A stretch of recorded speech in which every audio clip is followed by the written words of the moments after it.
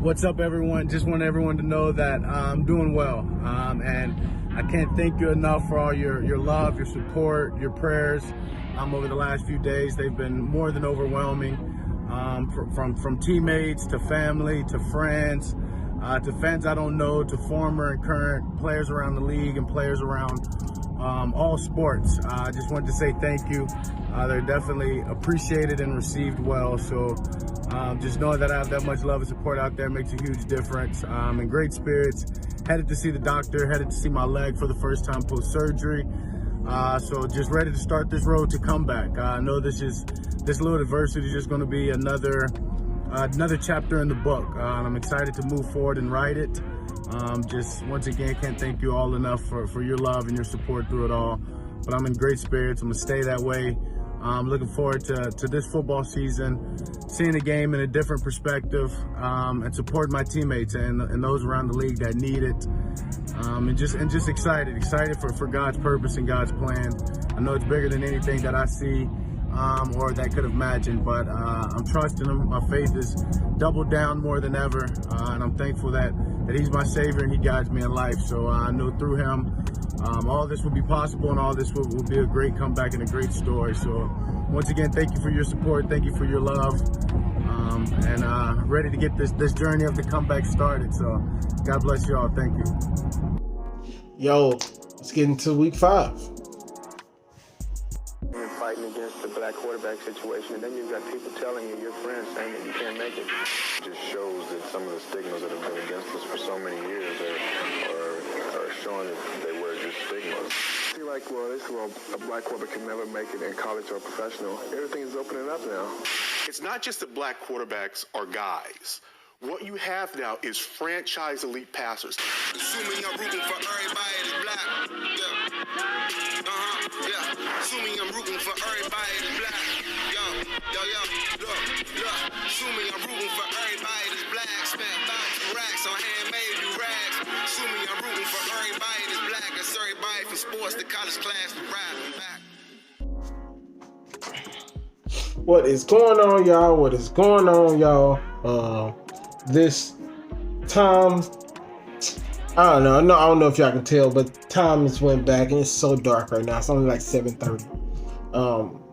Sunday Night Football wasn't what it should have been, so I decided to record. Really good day of action. A lot of stressful games to watch as a black quarterback fan. A lot of analyzing, a lot of breaking down. I'm excited about doing this video. So if this is your first time here, welcome to the Black Quarterback series, where I do black quarterbacks all the time. And if I see anything I like throughout the week like this,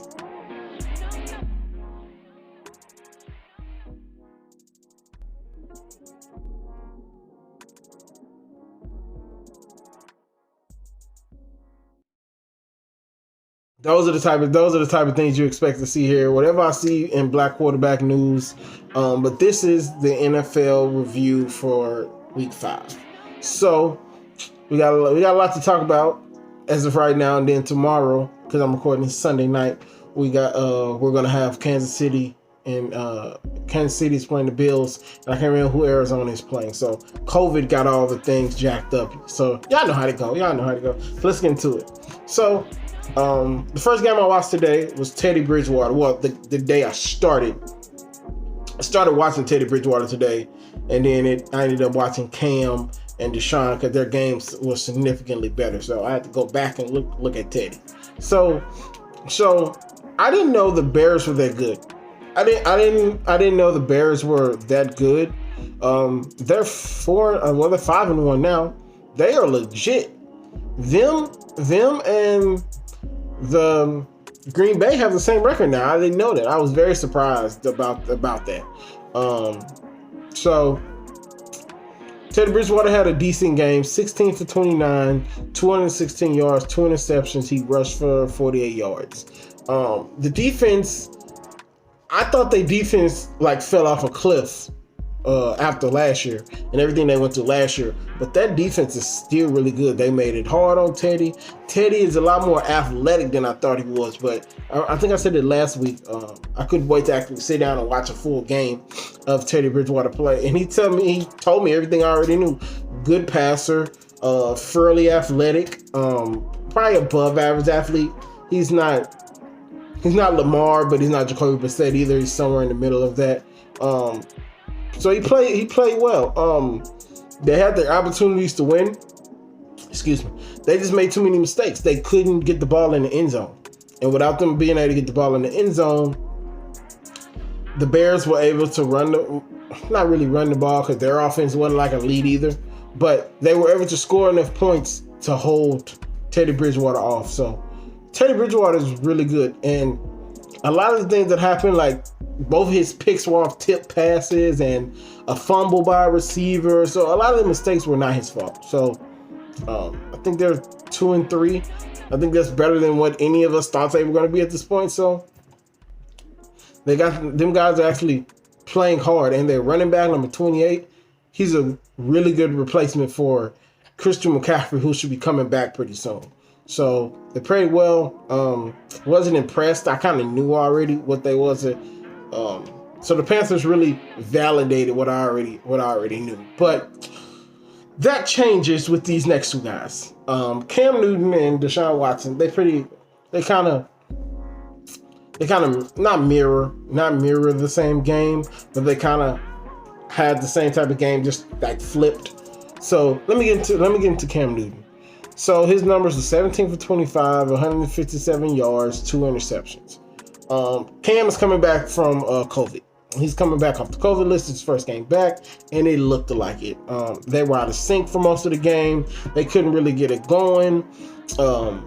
Turnovers, all the turnovers killed them. I was very disappointed in the amount of turnovers they had. It didn't look like a Bill Belichick coach team. But the defense held their end. The defense gave up no touchdowns. Final score was 18-12 Denver. If Cam scores one touchdown, they win that game. Offense failed them today. It was really bad. They couldn't get nothing.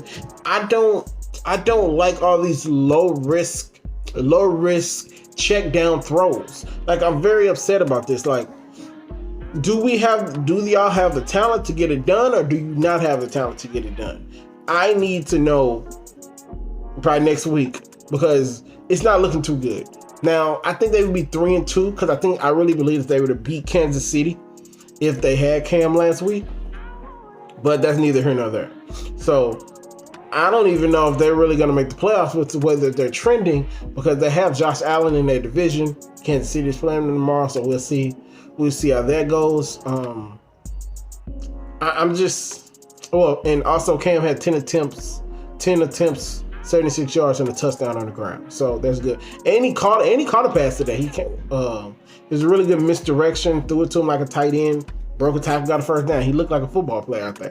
So I just want more. I just want more from Cam. And I feel like I'm the only one in the world that still believes in Cam. Cam's playing really well before he got COVID. So I'm going to blame this on COVID and him not being 100% there and being rusty. So now if they play like the offense play like this next week, then we're going to have major problems. So let's go to the opposite end. Deshaun freaking Watson. 28 for 37, 335 yards, and 4 touchdowns.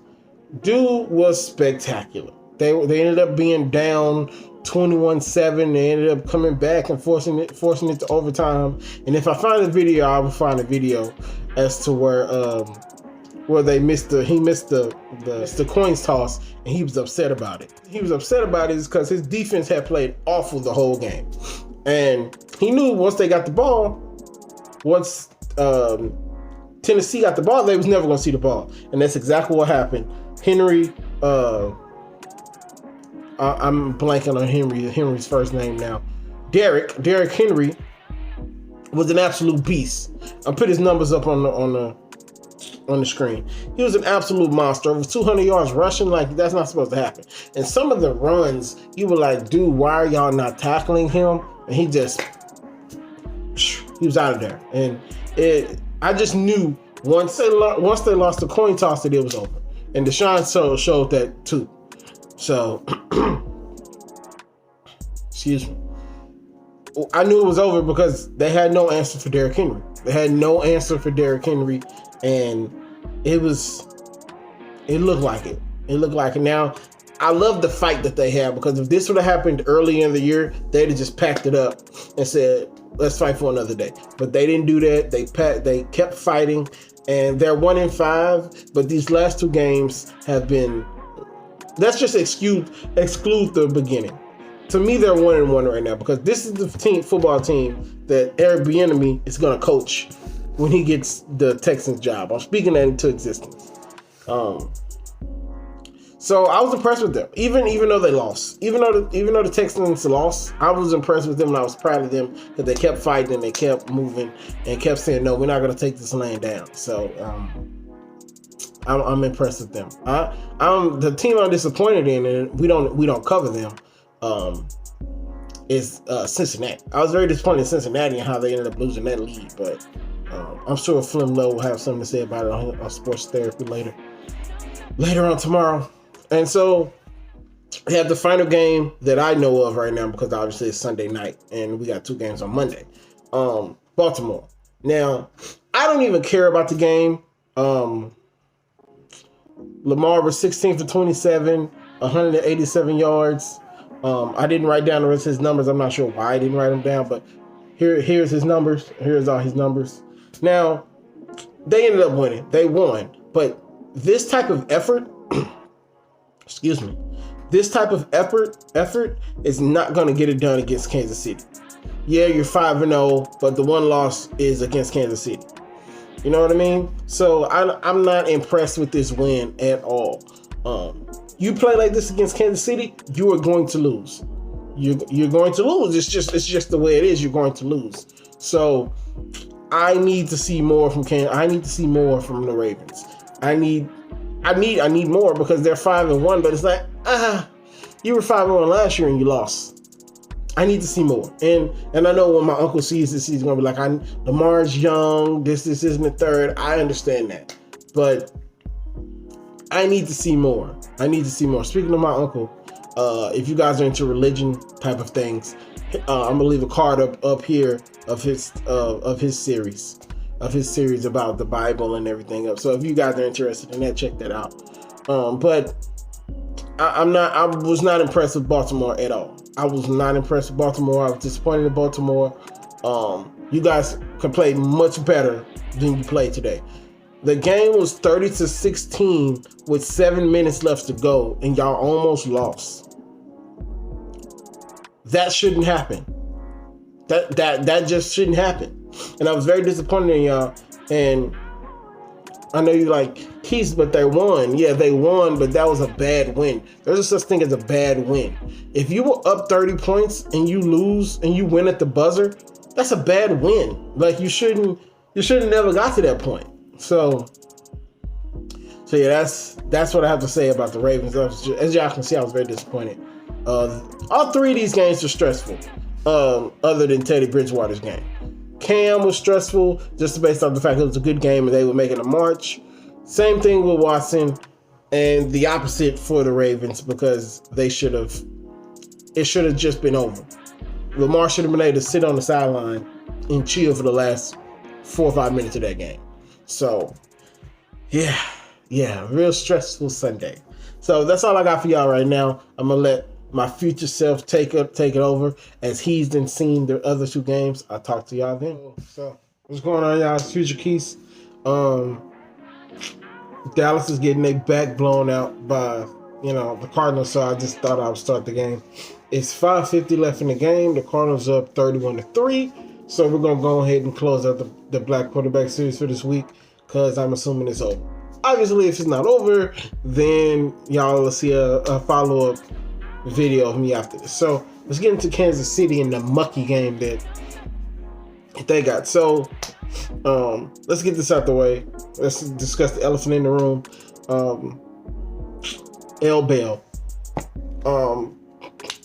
I can't remember his first name. Edwards-Helaire. Dude went crazy. You could tell that he knew his job was on the line. 26 attempts, 161 rushing yards. He said L. Bell gonna have to wait. He was gonna have to wait either way. But he played really well tonight, and they needed all 161 of those yards because it was raining, it was mucky. Receivers couldn't really, not receivers. It was wet. It was wet, so the ball was wet. It was hard to catch it. The beginning of the game was really non-Kansas City like. He missed on a couple passes. I'm talking about Mahomes missed on a couple passes. The ball rolling until really because I can't remember the halftime score, but the score wasn't really indicative to how the game was really being played. And so we start the second half, and Kansas City just shows you why they're Kansas City. But I heard a stat: Kansas City rushed, what was it? Over 40 times. Kansas City rushed over 40 times this game, and I was very surprised. Kansas City is not a run methodical game, and that's not Kansas City like. They have to do a Tom Brady, Bill Belichick special, dicking and dunking. There's boom, boom, boom, boom, boom, boom, methodically going down the field. Mahomes had some good runs. You never really felt like there was in any danger of losing the game. Not spectacular numbers from Patrick Mahomes. 21 from 26, 225 yards, 5 touchdowns. He rushed for 36 yards on 10 attempts. They didn't have any big plays.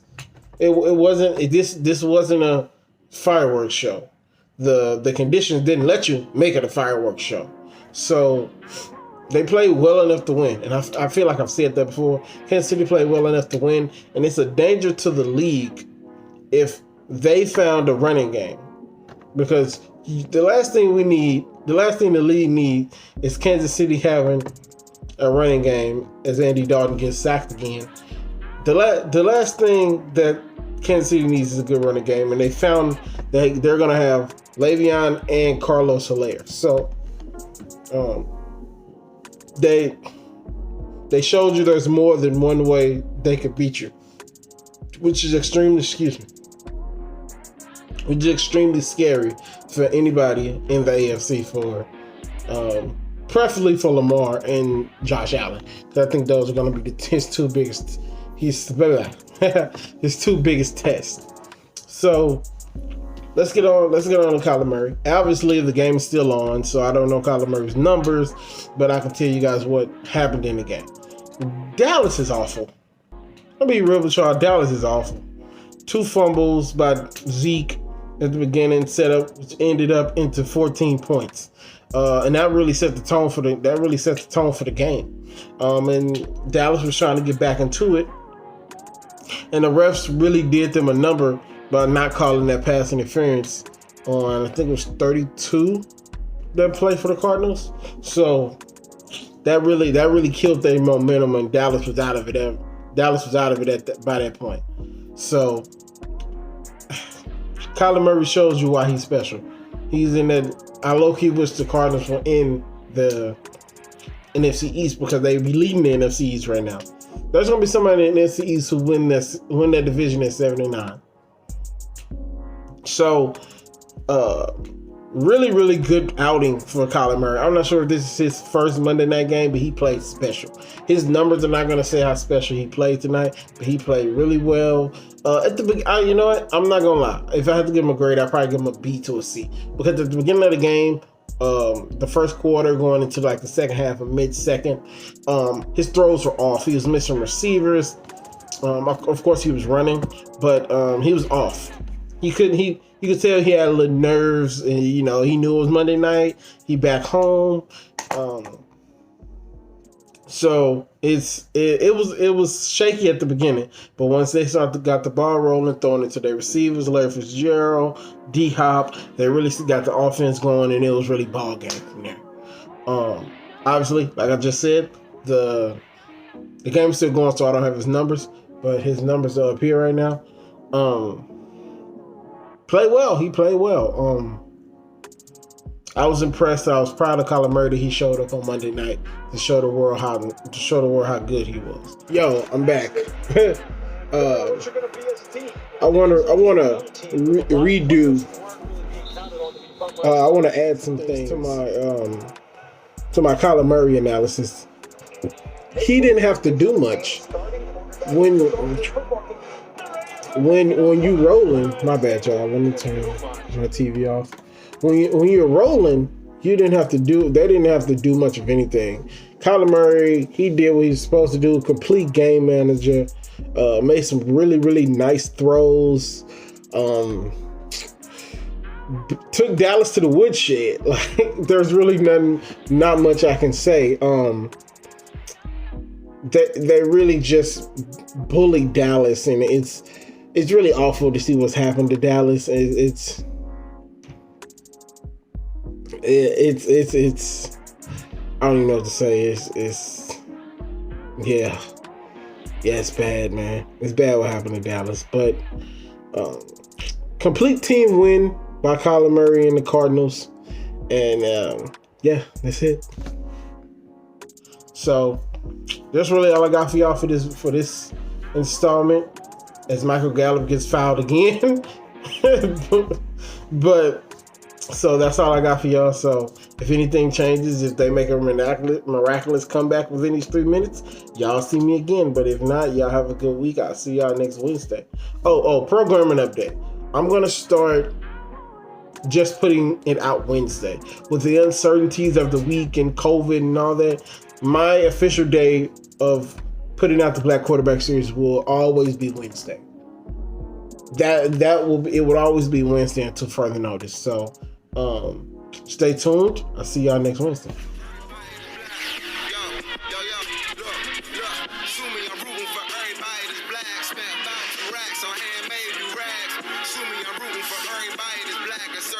Sports, the college class, the rap.